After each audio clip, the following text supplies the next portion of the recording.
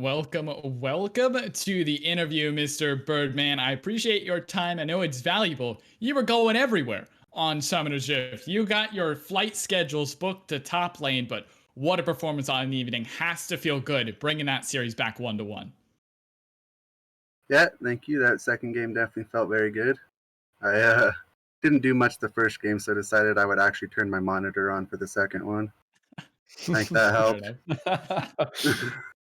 I mean, it certainly looked like it helped. I mean, that was a super clean game too, coming out of you guys. It was a pretty dominant performance in game one. It was very close up until 20 minutes, and then sort of Alistair kind of took over. Some good engages from Kiwiism as well. But I want to ask you about what went on, between game one and two in your comms, in your draft, because your execution around the map after getting that lead in the bottom lane early on was flawless and really looked like you guys bounced back super well from that game one loss.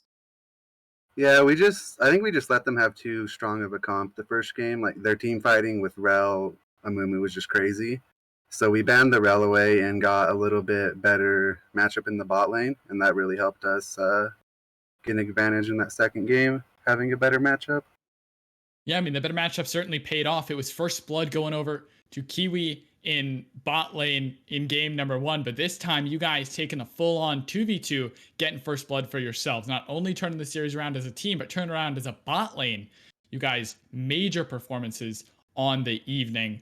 I want to talk about how mental states were after game number one. Honestly, it wasn't super close. It was really neck and neck all the way up again until DJ said, until that 15 or so minute mark, 20 minutes, when Lotus really began to pull away. How were you guys feeling after that performance? Was it, hey, cool down, we got this? Or was it more, uh-oh, guys, we really got to get our act together? We weren't too worried. I think that we kind of just knew that we didn't do enough in the first game and that their team fighting was just too strong. So we knew that if we got a little bit better draft, that we could still get back in the series. So we weren't too tilted after that one. And that's really good to hear, both the adaptation and the ability to not tilt, because playoffs are coming up. I mean, we were talking about this being sort of a fight for seeding. Glaive is very far away in first place. There's a little bit of a battle for second, but VBO went 2-0 against Orbital Chrome today, kind of likely going to solidify them in the 2 slot. So with playoffs coming up after next week, this looks to be a great sign for you guys to be able to, adapt in these best of 3 series. So how are you guys feeling going into playoffs? Do you feel like you kind of got your strats together? Are you feeling confident about going up against the likes of the Lotuses, the VBOs, the Glaives sitting at the top of the league? Because I really like the turnaround, and that's the kind of resilience you definitely need in best of 3s, best of 5s.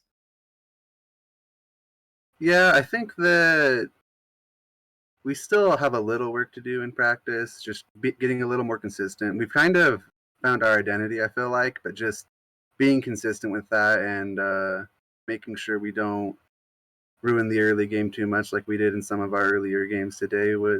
As long as we can get more consistent, then I think we'll be fine to take on some of the better teams. That's good. Consistency is key, Mr. Byrdman. Thank you so much for the interview. Any final thoughts or praise or even little maybe banter talk here or there to anyone who's watching your interview tonight? Shout out to my boy Palm Goat, taking one for the team and only playing Silver Ash. And that's it. I was going to say, were you apologizing for taking his kills, or were you telling him that you were the carry this game? Nah, that's his punishment for refusing to play a real carry. I'm taking all the kills from now on. I mean, I'm telling you, man, he doesn't need to play anything like Kai'Sa. He looks good on Sivir and Ashe alike. Thank you again for coming in and spending your time with us here on the Caster's Desk and for the interview and the wise words. Good luck coming into playoffs in your final week in Heavy League. Thank you.